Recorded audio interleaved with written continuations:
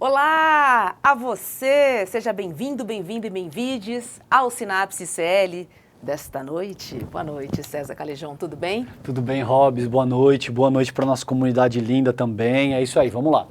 Eu tô toda sorridente, mas o assunto hoje é pesado e é necessário, porque ninguém fala dos conflitos que estão acontecendo no continente africano. Eu tô falando de Sudão e tô falando do Congo, da República Democrática do Congo. Para conversar com a gente, eu vou chamar agora o professor Denis de Oliveira, que é professor associado da USP nos cursos de graduação em jornalismo e nos programas de pós-graduação em mudança social e participação política. Professor Denis, seja muito bem-vindo à nossa Sinapse. Estiquei o tapete vermelho aqui para você.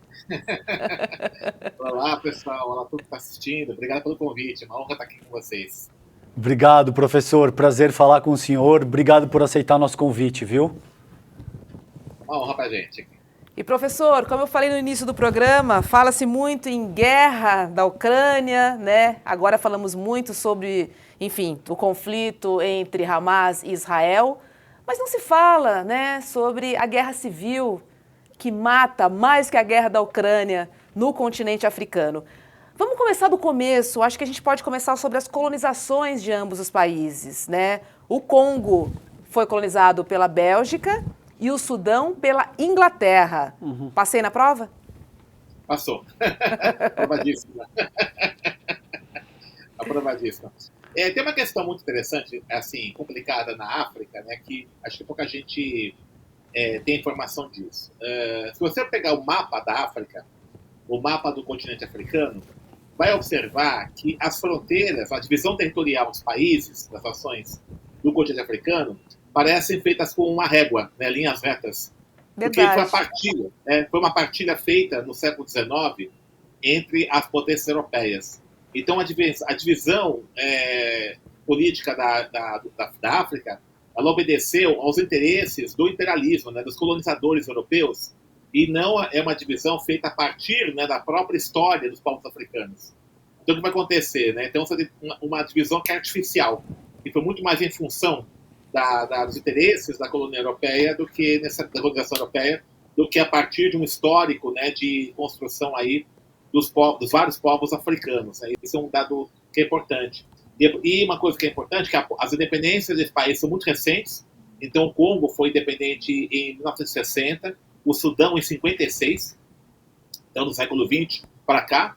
E, apesar da independência desses países, né, e vários outros países africanos, anos 70, países de colonização portuguesa, houve uma ação intencional das antigas potências europeias, das antigas metrópoles europeias, em impedir a formação de estados nacionais. Então, as lideranças nacionais que tentaram construir projetos nacionais em países africanos, uma parte delas foram assassinadas.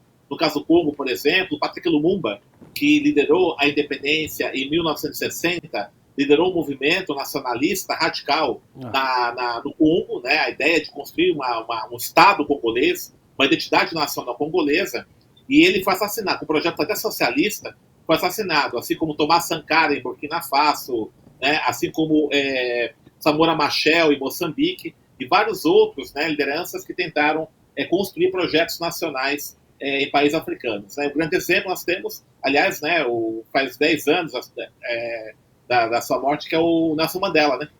Que também, né, o CNA tem um projeto de construção de uma nação sul-africana, contrariamente à ideia dos bantustões que foi proposta pelo apartheid, né, pelos africanders na África do Sul. Então nós temos aí, né, toda uma ação de interditar a construção de projetos nacionais no continente africano. Então essa é a origem dos vários conflitos que nós temos atualmente no território africano. É maravilhoso essa introdução, que começa ao que o professor Denis se refere ao Tratado de Berlim, e já em, acho que 1878, né, Denis, que era o Tratado de Berlim. E a gente vê desde então, e aí eu gostaria de te ouvir, por exemplo, esse apagamento, por exemplo, o Congo, que é o que a Hobbes trouxe aqui para a gente. A gente teve, por exemplo, Leopoldo II atuando de uma maneira muito brutal, cortando a mão das pessoas. Dados apontam que cerca de 15, algo entre 15 e 20 milhões de seres humanos foram exterminados pelos belgas no Congo, e jamais se fala de genocídio, jamais se fala de holocausto, quando a gente olha em retrospectiva histórica para esse processo tão brutal, né, Denis? Fala um pouquinho, por que, por exemplo, o holocausto, o genocídio contra o povo judeu é classificado de uma maneira bastante incisiva e é lembrado com tamanha ênfase, e considerando o que Leopoldo II fez no Congo, existe esse processo de apagamento ao qual você se refere, né? É muito importante isso, César. Assim, uma coisa interessante, assim, quando o Congo, né, nessa partilha aí do Tratado de Berlim, foi destinado à Bélgica, ele não foi destinado à Bélgica, ele virou uma propriedade pessoal do imperador Leopoldo, tá? Como se fosse uma fazenda dele, né? Veja só, uma nação inteira, né, no continente africano, ele foi transformado em propriedade particular do imperador, né, que fosse a casa dele. Isso foi absurdo, né? Depois ficou uma colonização belga, né? Exatamente isso. E aí todas essas atrocidades, genocídios, né? Você falou muito aí do Holocausto. Pouca gente sabe, por exemplo, que a tecnologia dos campos de concentração que a Alemanha aplicou durante o regime nazista contra a população judaica, ela foi experimentada antes na Namíbia, né? Então houve um piloto de campo de concentração na Namíbia, tá? antes da aplicação ali na Alemanha, na Europa, né? Então é muito interessante isso, né? Que tem alguns autores que falam que toda a consternação com o Holocausto judeu, né, o Holocausto contra os povos judaicos dentro do nazismo, porque pela primeira vez a experiência de genocídio foi praticado com um povo não negro, não indígena, né, contra um povo branco, né, isso que aconteceu.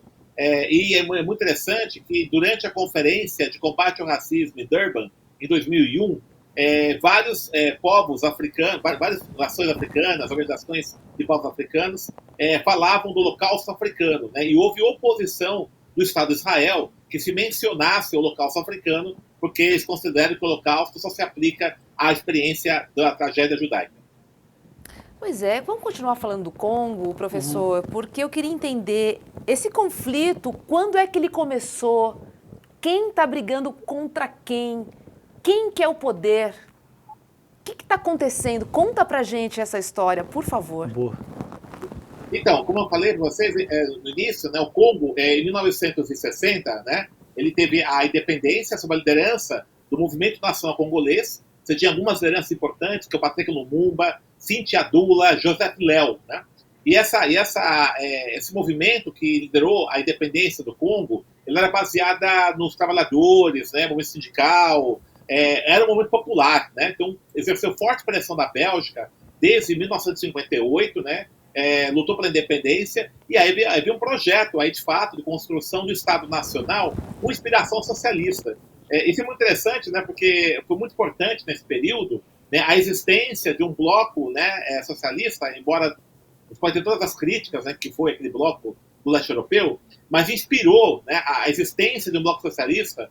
Foi uma inspiração para vários movimentos de independência populares nos países do chamado Terceiro Mundo, do Sul Global.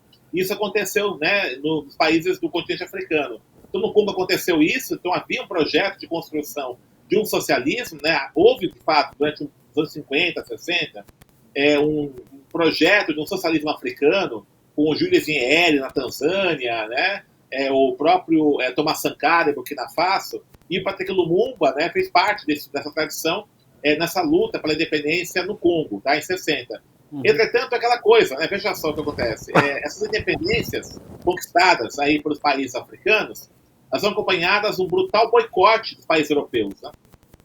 Então, primeiramente, houve corrupção, né, cooptação de lideranças, né, desses países, né, no sentido de que eles interditassem a construção de projetos nacionais, o estímulo a conflitos étnicos, né, conflitos civis, né, para que você impedisse a construção dessa identidade nacional. E quero ressaltar que é muito complicado você montar uma identidade nacional num país colonizado cujas fronteiras foram formadas a partir da colonização, tá? Então não é fácil fazer isso, né? Então é um projeto político que exige aí um esforço bastante grande, né? Então há uma fragilidade econômica e tudo isso. E muito isso em função, veja, não é só uma questão de maldade, né? Há uma questão também de interesses econômicos, porque o continente africano ele é detentor de riquezas minerais estratégicas. Por exemplo, o Congo ele detém 75% das jazidas de um mineral chamado coltan, que é estratégico na produção de celulares, né, das telas de cristal líquido. O coltan é a matéria-prima para a produção das telas touchscreen. Você tem uma ideia, né, durante um certo tempo, né, quando houve uma queda na produção de coltan lá no Congo, né, em função de vários conflitos, o lançamento uma versão do PlayStation foi adiada, que não tinha essa matéria-prima. Então, o que ocorre, né? De suma importância, né? Exatamente, estratégia. Então, o que ocorre, né? Todo esse estímulo de impedir que se forme estados nacionais, aconteceu isso. Então, o que aconteceu, né? Houve golpes de Estado, né? Que o Lumumba não só foi derrubado, mas como ele foi assassinado, assassinado em 61 anos depois da independência, tá? Com apoio dos Estados Unidos, da França e da Bélgica, né? E aí, então, isso acabou levando a uma série de instabilidades econômicas. Durante um certo tempo, o Congo ele foi dominado por um ditador sanguinário chamado Mobutu, né? Ele ficou quase 32 anos no poder, né? Ele mudou o nome do Congo para Zaire, inclusive, perseguições, aí, inclusive, étnicas que ele colocou, né? E tinha apoio do imperialismo da Europa, dos Estados Unidos, tudo isso, e por essa razão, então, né, que o Congo até hoje sofre essa instabilidade política por conta disso. Que loucura. Uma aula, Denis. Obrigado por isso, obrigado pela tua categoria e obrigado por toda a propriedade que você traz para esse debate. Maravilhoso te ouvir. Professor, vamos. E como é que está a situação atual hoje do Congo? Porque você vê, a gente não tem acesso a isso, né? Não sei quantas pessoas morreram. Exato, no Congo, a gente não sabe quantas pessoas morreram, a gente não sabe o que de fato se passa, a gente não vê qualquer tipo de menção mais específica, por exemplo, ao que a gente vê acontecendo na Ucrânia, ao que a gente vê acontecendo na Palestina. Parece que no Congo simplesmente não importa. A gente não tem nenhum tipo de notícia, nenhum tipo de atividade jornalística mais efetiva em cima do contexto que está se desenrolando na nação. Como é que o que o senhor tem de dados considerando o atual cenário que a gente tem no Congo hoje?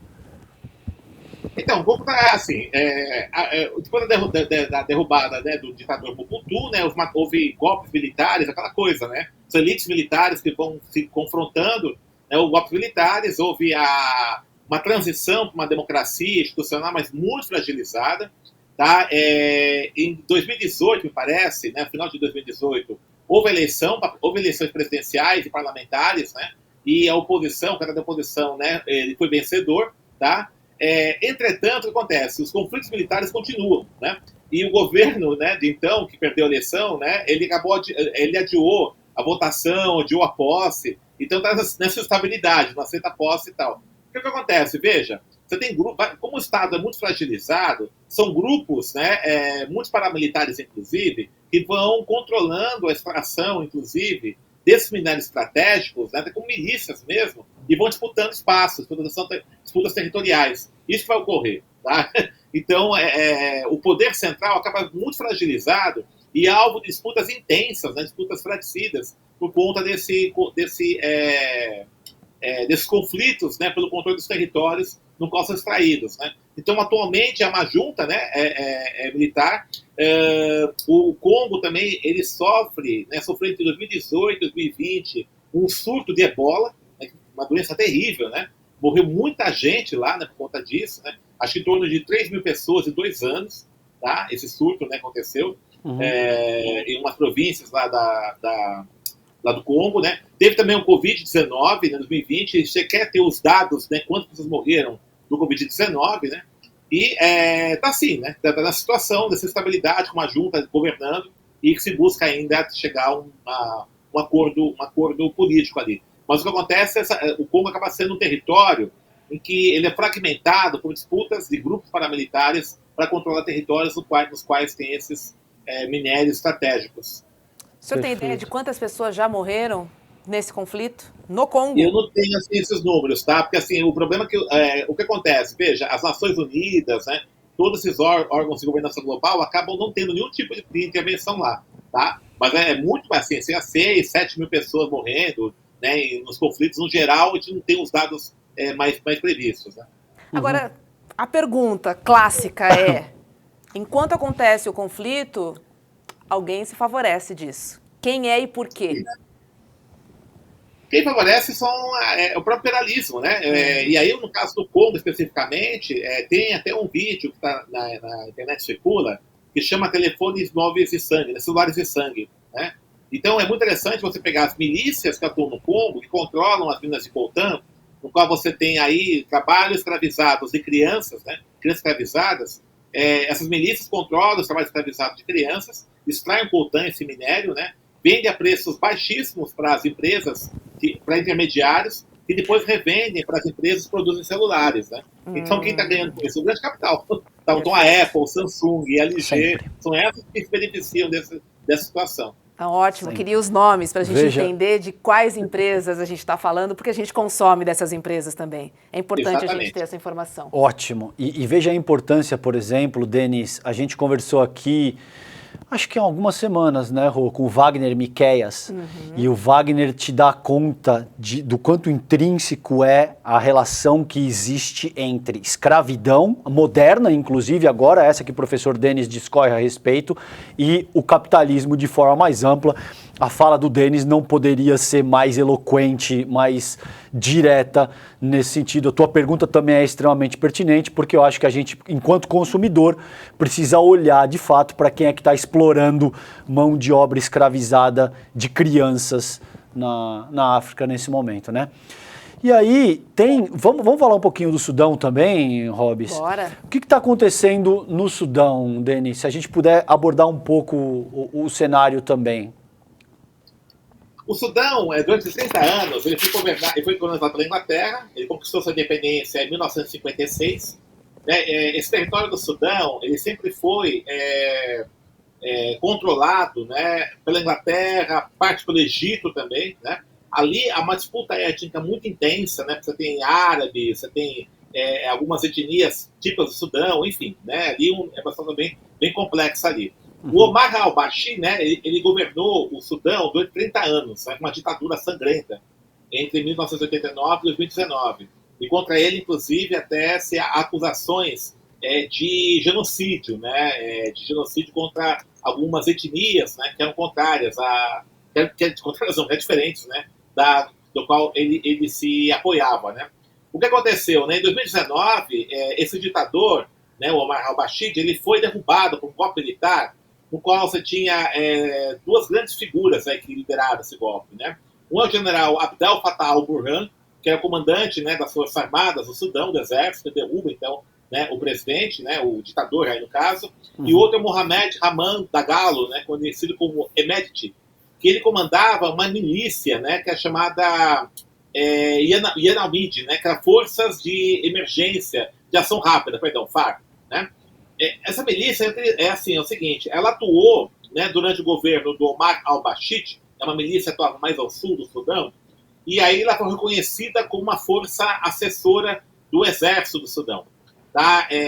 Então ela foi uma milícia quase legalizada, né? Foi um pouco nessa linha. O que vai acontecer então? Quando tem um golpe, que essas duas figuras acabam sendo protagonistas disso, veja, durante um certo momento, né, tanto o Burhan, né, como o Hemedti, né, que é das milícias, se uniram no golpe, mas rapidamente, essa não é muito estável, rapidamente se divergiram isso. E o que está por trás disso também, novamente, é o controle dos territórios que tem minérios importantes, né? Então, o sul do Sudão você tem muito petróleo e o norte do Sudão você tem muito ouro. Tá? Essas são as riquezas, né? Então, e aí o general Abdel Fattah al-Burhan, quando foi o golpe, o interesse dele é unificar no estado, evidentemente, do Sudão, e que as milícias, né, comandadas pelo Hemedti incorporassem ao exército. Ele recusa isso, porque tinha uma certa autonomia, né, nesse processo aí do controle dessas milícias, são fortemente armadas, e aí começa a ter uma guerra civil, né, isso já tem um certo tempo, né. Na verdade, quando tem um golpe militar que derrubou Omar al-Bashir, foi formado um conselho com esses militares, né, que tinha o papel transitório, a ideia, esse conselho militar, governar o país durante um certo tempo, chamar reeleições, né? Só que esse conselho acabou ficando no poder direto, né? O primeiro-ministro, que era civil, ele foi derrubado, né? Então, esse conselho militar de transição não teve transição nenhuma, continuou, e é a disputa do poder novamente, tá? Há, assim, algumas situações muito complicadas ali. O Mohamed Ramon da Galo, né, o Remedit, ele controla Minas de Ouro, né? E a exploração de Minas de Ouro, ela é feita por uma empresa chamada M-Invest, né?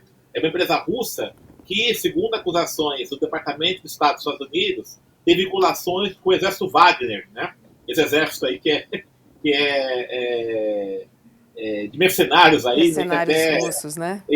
Russos, Ele é apoiado pela Rússia, né, Remedit, né? Apoio da Rússia a ele, né? Inclusive, essa milícia dele, ela atua, é quase uma milícia mesmo, né? Ela atuou em conflitos no Iêmen, né? Então tem apoio de certa parte disso. Enquanto que o Burhan, ele é apoiado pelo Egito, né?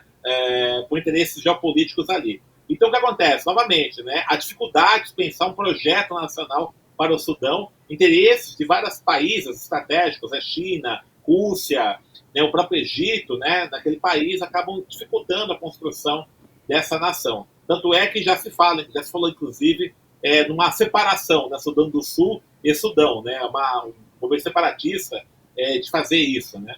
Então, normalmente, interesses estranhos, né, ao país, interesses imperialistas, né, das outras nações, pelos recursos minerais do país, acabam impedindo a construção de projeto nacional, e aí grupos que vão se articulando internacionalmente com um país ou outro vão fazendo essa disputa fratricida, né? Ali no Sudão, a guerra civil já foi, assim, muito impressionante, né? 4 mil pessoas já morreram, né? As atrocidades, inclusive, são maiores até mesmo que na guerra da Ucrânia, tem denúncias de estupros, né? E assim por diante. É uma coisa terrível, né? O que está acontecendo no Sudão.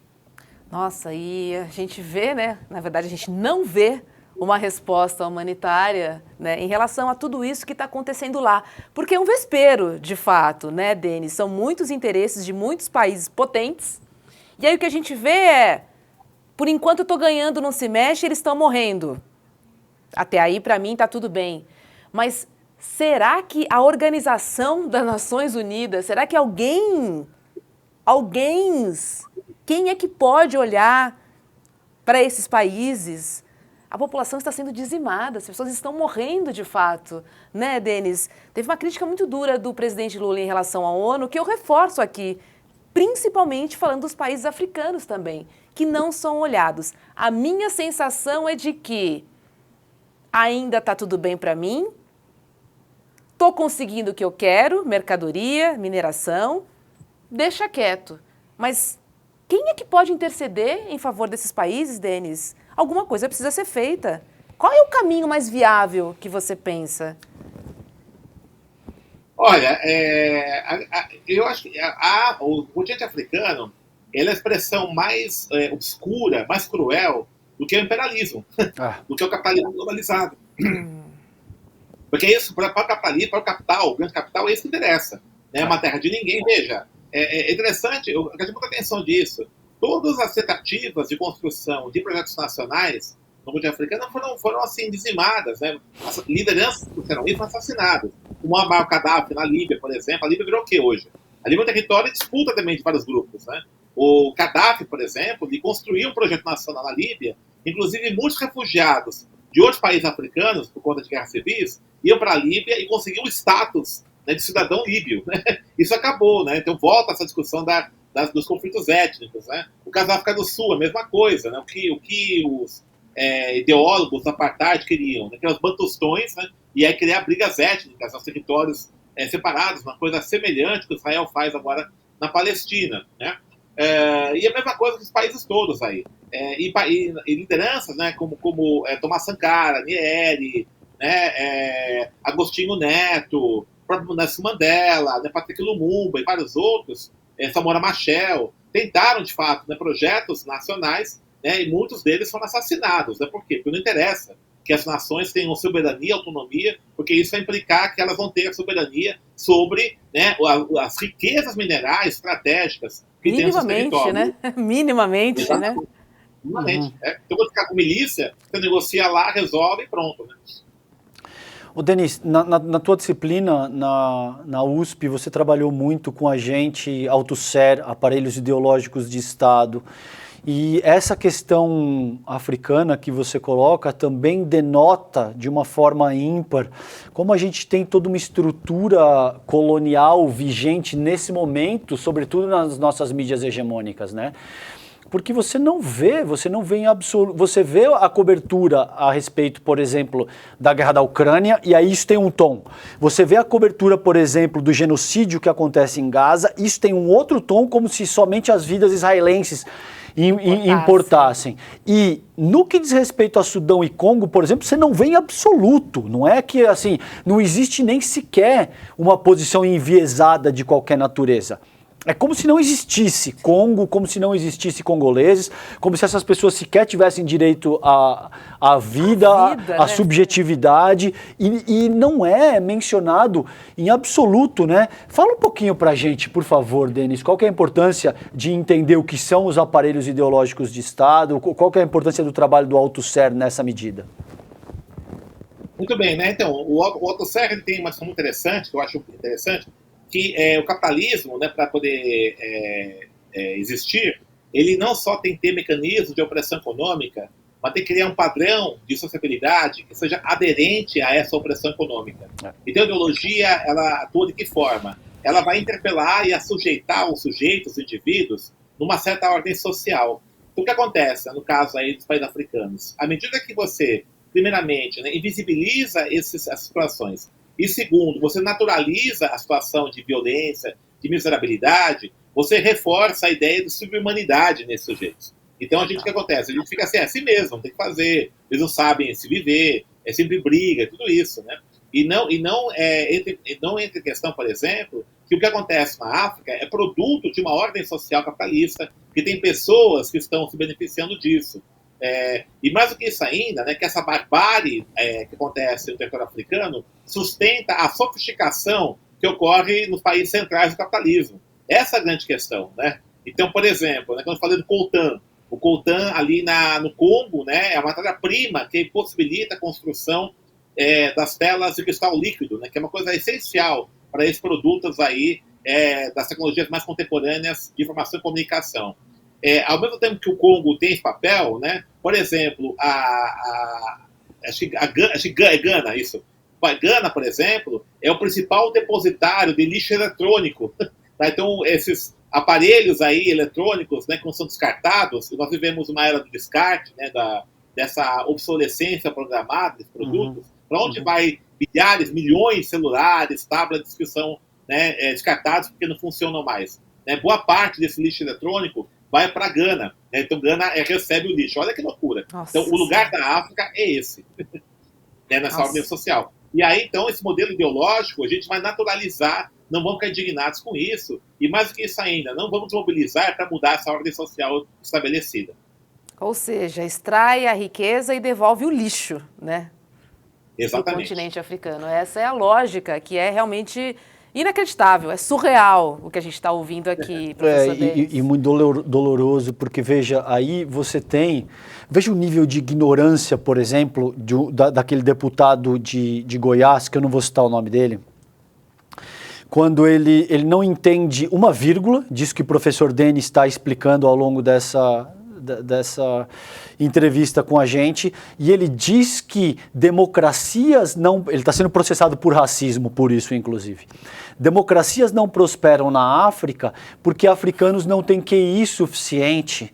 E aí o interlocutor dele naquele podcast compara com macacos, dizendo que macacos têm QI de 80 ou de 90. Então veja o nível da cretinice e do quanto limítrofe é a nossa extrema-direita e como eles enxergam os seres humanos através de uma perspectiva absolutamente reducionista, biologista, que desconsidera todo esse recorte histórico e cultural, por exemplo, que Denis fez com a gente, desde o Tratado de Berlim, e a gente poderia ir muito mais atrás. A gente poderia ir, assim, ao início das grandes navegações, inclusive, entendeu? Essa é a importância de ter professores como o Denis que trazem isso à baila.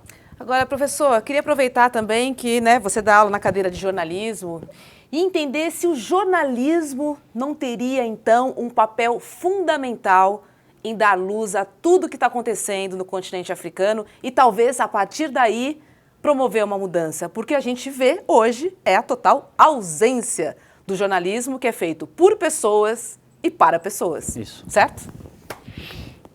O jornalismo brasileiro, assim, eu acho ele, na cobertura internacional, uma das piores coisas que tem, tá? Se você pegar, por exemplo, eu estava fazendo uma análise muito rápida da cobertura do conflito, do massacre de Israel na Palestina, tá? Uhum. É impressionante. O jornal Haaretz, que é de Israel, ele é mais crítico que os jornais brasileiros. É impressionante.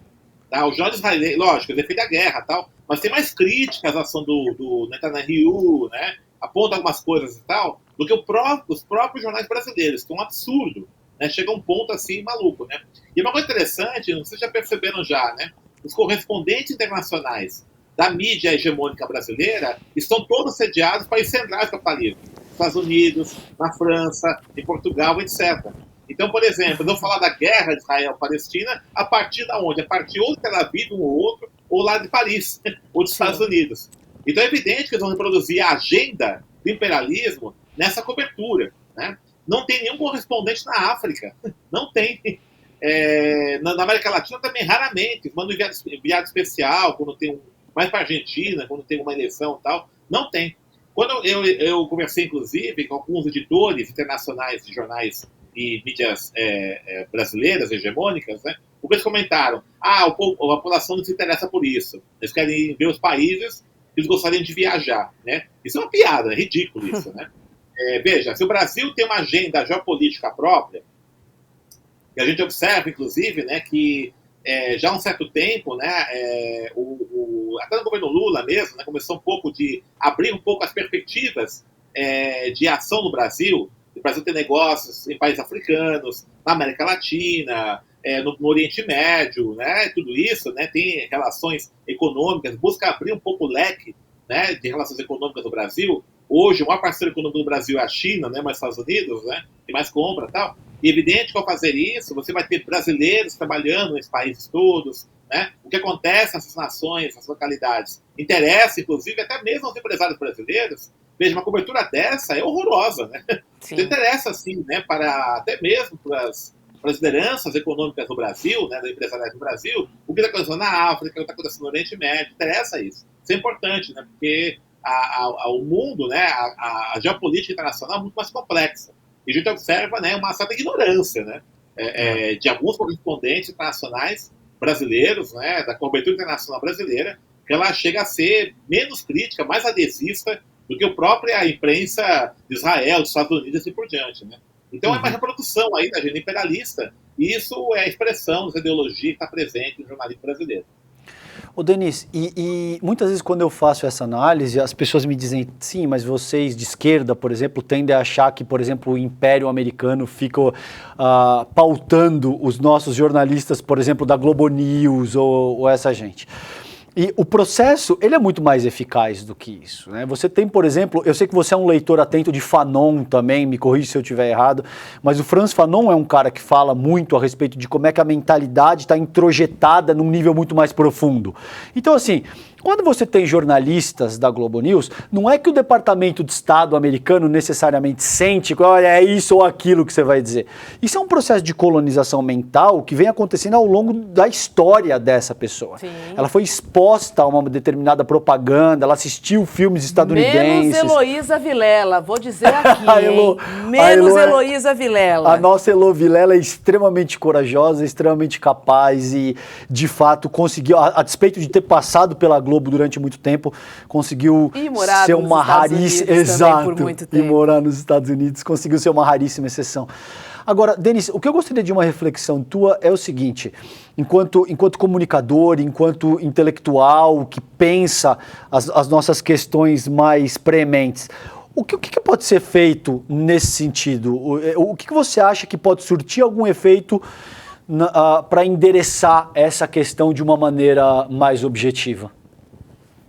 Tem um problema assim que nós temos, né? Que não é que é impeditivo, né? Mas é um problema objetivo assim, né? Países muito grandes, continentes, eles tendem a voltar para si próprios. No caso do Brasil, tá? Isso que fala muito é o jornalista Breno Altman. Né? Ele fala o seguinte: olha, países muito grandes, Brasil, Estados Unidos, Rússia, tal. A tendência, a opinião pública, está mais voltar para si própria, porque o país é tão grande, tem tantas contradições internas, né? Que até mesmo o que está acontecendo fora acaba não tendo muito impacto.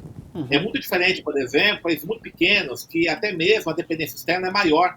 Tá? Porque são menores, né? Então a tendência é você ter uma relação externa mais intensa, assim por diante. Tá? Esse é um dado, só que para a gente entender porque o Brasil, você vai pegar, que a cobertura internacional do Brasil ela é mais frágil. Se você comparar, por exemplo, a cobertura internacional do Brasil com de jornais de países aqui vizinhos nossos, América Latina, Bolívia, Equador, tal, ela é mais frágil nesse aspecto por conta disso, né? Por conta que o Brasil é um país muito grande, né, ele é diverso, então mal dá conta, inclusive, das contradições internas que o Brasil já tem. Então isso é um dado só para a gente poder apontar. O que eu acho que falta é uma formação geopolítica internacional. Tá? A gente não tem. Esse debate geopolítico no Brasil é muito frágil. Tá? Quando eu digo isso, na formação, inclusive, nas faculdades mesmo, na formação dos jornalistas, né, no próprio jornalismo brasileiro, esse debate geopolítico é muito mal feito, né? Primeiramente, você vai observar que tem um pseudo-moralismo, né? Que é assim, ele chega até a ser ridículo, né? Por exemplo, a gente sabe que nessas relações internacionais, esse debate de direitos humanos, democracia, é fachada, é conversa, né? Então, quando você observa assim, né? Eu lembro assim, uma entrevista muito interessante, assim, vou lembrar agora da jornalista, mas também isso não importa, da Folha de São Paulo, quando entrevistou, eu acho que o Celso Amorim, um pouquinho antes da eleição, né, do Lula falando, né, sobre as relações e tal. E aí ele falou assim, não, ela perguntou assim, essa jornalista, né, a China é um país que não respeita direitos humanos, não é um país democrático, né? Então como é que você quer ter relações com a China? Né? E o Celso Amorim falou assim, olha, o Brasil tem interesse com a China, né? Então, por exemplo, né, as vacinas do Covid-19 eram de lá, né? E quando você vai tomar vacina, né, contra a Covid, você vai perguntar se a vacina é democrática ou vacina antidemocrática. Não existe isso, né? Vou tomar vacina, né? Não tem esse carimbo, né? E aí ela não gostou muito, ficou brava. Mas assim, veja, as relações são pragmáticas né, nível internacional. Tá? Claro. E aí, que projeto você tem? Então o que importa é você compreender isso. Não significa, veja, que você vai ser cínico e não defender direitos humanos, não defender né, contra a guerra, tudo isso. Isso é uma coisa. Agora, para entender esse jogo que acontece a nível internacional, tem que entender os interesses que estão por trás disso. Tá? E muitas vezes, né, o que acontece? O jornalismo faz um pseudo-moralismo. E digo pseudo por quê? Porque é exatamente isso que a gente comentou agora. Algumas vítimas merecem comiseração, então a gente fica muito chocado com o que acontece com os ucranianos, né, com os rebeldes, né, os rebeldes vão ser reféns israelenses, mas não fala nada, por exemplo, acontecendo ali no continente africano. Quando o Boko Haram atacou Paris, né, houve toda uma comoção geral no Brasil. Eu lembro que o jornal Folha de São Paulo chegou a sair com a bandeira da França na capa durante uma semana. Esse Boko Haram, meses depois, fez um ataque na Nigéria, matou muita gente e não saiu nada no jornal. Tá? O mesmo grupo terrorista. Né? Então, o terrorismo na França ele é alvo de consternação. O terrorismo na Nigéria, não, porque parece que é matável esse corpo. Isso tem consequências muito sérias, veja. Quando a gente observa né, que a população africana, negra, ela não merece esse humanismo, né, essa consternação nossa, isso reverbera no racismo que acontece no Brasil. Tá? Então a gente também não fica indignado quando vê crianças negras na rua, quando vê um jovem negro ser morto pela polícia. Então o que tem isso? O que está presente nisso? É um racismo estrutural no pensamento hegemônico brasileiro. Excelente, professor, excelente. O senhor acha que Congo e Sudão serão capazes de resolver os seus conflitos, os seus problemas internos sozinhos, sem ajuda internacional? Eu acho que o problema do Congo e do Sudão não é nem a ajuda internacional, o problema é a pressão do imperialismo. Né? Acho que as potências não querem resolver. Elas não querem, não agem para isso. Então, a ajuda internacional, quando vem, por exemplo, ajuda humanitária, tal, naquela coisa de intervenções, tudo isso, mas não para resolver, assim como o caso do Haiti, tá? Porque o que a gente espera é deixar, de fato, os países, né, de fato, ser soberanos, né, parar com as intervenções econômicas e militares e políticas nesses países, o que significa dar a eles o pleno controle das suas riquezas. E isso o capital não quer, por não querer que isso não aconteça. Né? Então, o problema aí é o lugar que os países ocupam nessa partilha internacional da riqueza, né, que com a estratégia política seja desfavorável a esses países. Nossa, é desanimador. Genial. É desanimador, porque você não consegue achar uma portinha. Não existe nenhuma saída que transcenda os... Veja, a questão aqui é a seguinte, quando a gente estuda relações internacionais, a gente é ensinado de que, sobretudo, existem, por exemplo, a despeito de todos os problemas das democracias liberais, que elas seguem os direitos humanos, de que existe um certo consenso ao redor da Declaração Universal dos Direitos Humanos e que existe algo que se convencionou chamar direito internacional público e que esses seriam os principais reguladores da sociedade internacional. Isso é mentira, Hobbes. O principal regulador da sociedade internacional até hoje, até esse ponto de 2023 no qual nos encontramos, é o capitalismo anglo-saxão. Tá? E aí, que tem como premissa elementar o lucro. Daí a importância disso que Denis traz, que ao mesmo tempo que é absolutamente simples de se compreender, também é profundamente dramático e te gera esse senso de impotência, de que, bom, então não existe nada que possa ser feito nesse momento de maneira urgente para resolver a questão de bate-pronto. Não, é isso. Enquanto o grande capital tiver interesse, e sobretudo o capitalismo anglo-saxão, eu não te digo que não existam outras formas de capitais e outros processos imperialistas também, mas a força hegemônica no mundo é o capitalismo anglo-saxão e é a principal causadora de guerras por todas as partes. Ai, professor. É uma possibilidade, por exemplo, é a mobilização da opinião pública internacional, né? Então, programas como esse, por exemplo, são muito importantes. Essa informação tem que chegar. Tá? Mostrar, olha, o que está movendo isso, né? O que está movendo isso não é meramente uma briga entre etnias, como muitas vezes o jornalismo coloca. São interesses econômicos poderosos que estão fomentando esse tipo de conflito. Então, essa mobilização internacional tem que ser realizada, né? Levar as informações, mostrar, né? Gerar essa indignação pública, na opinião pública mundial, para que haja uma pressão sobre as potências, né, internacionais, sobre o grande capital, para que isso seja equacionado minimamente. Perfeito. Professor Denis de Oliveira, muito, mas muito obrigada pela aula. Foi maravilhosa. Brilhante, Denis, brilhante. Pontos importantes, Lusa, temas que a gente, enfim, não lê, não ouve, que estão completamente fora das rodinhas, né? Sendo que algo muito sério está acontecendo já há décadas, aqui ao lado, e ninguém sequer dedica uma linha, né, em relação a esse conflito, porque, de novo, naturalizou. Esse é o grande problema, né, que faz com que a gente não dê bola a algo que acontece ali, já se matam mesmo, e a consequência, décadas, e deixa por aí. E há séculos, né? E a consequência mais séria disso, a meu ver, é que não existe humanismo seletivo, entende, Hobbes? Na medida em que você naturaliza que determinados grupos podem ser exterminados, todo o teu processo de humanidade vai para o ralo e não existe projeto de humanidade possível com base nisso. Isso é que é mais triste, entende? Então, ao tolerar que determinados países sejam massacrados em nome do capital, todo o nosso processo de humanismo vai ralo abaixo. Humanismo, você diz, no nosso quintal, aqui na nossa casa. É, né? um projeto que nos identifique enquanto espécie única, parte de uma mesma família. Isso não é possível enquanto a gente tolerar que determinados grupos sejam exterminados sem que a gente sequer, como você muito bem colocou, noticie, escreva uma única linha a respeito desses povos. Então, daí a importância de ter grandes pensadores como o Denis, que traz esse esclarecimento para a gente no programa de hoje. Obrigado, professor. Uma honra recebê-lo, viu? Eu que agradeço o convite. Muito obrigado mesmo. Obrigada. Um beijo, Denis de Oliveira. Beijo, querido. Tchau, tchau, Denis. Boa noite. Tchau.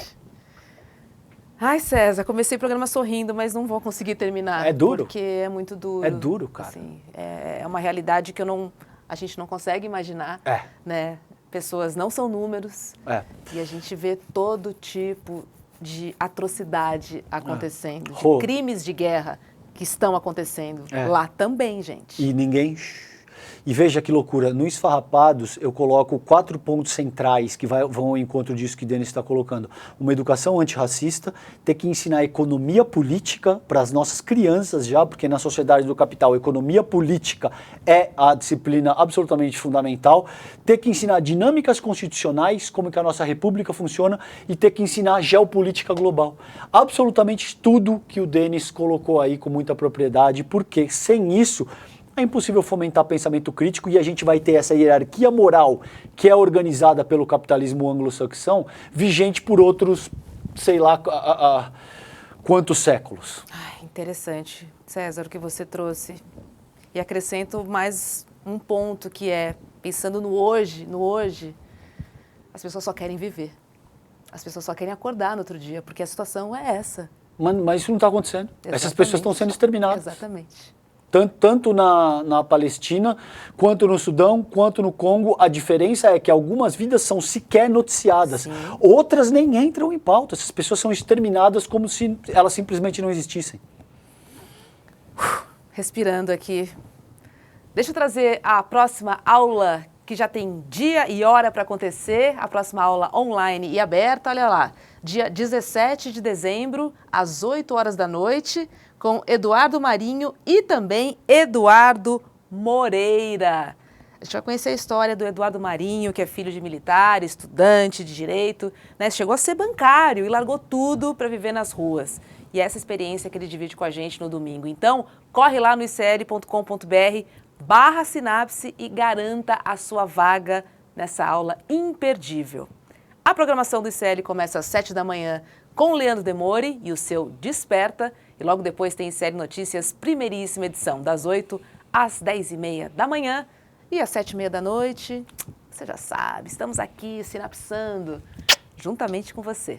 Certo? Certíssimo, é isso aí. Beijo na alma e no coração. Boa noite. Fiquem bem. Tchau, tchau. Põe na agenda que esse vale a pena. 17 de dezembro, domingo, às 8 horas da noite, Eduardo Marinho, filósofo das ruas, sucesso da internet, das redes sociais por suas reflexões e textos, vai dar uma aula para o Instituto Conhecimento Liberta. Para você participar dessa aula ao vivo e que não tem replay, clique no link aqui em cima ou aqui embaixo e se inscreve agora, gratuitamente. A gente se vê lá.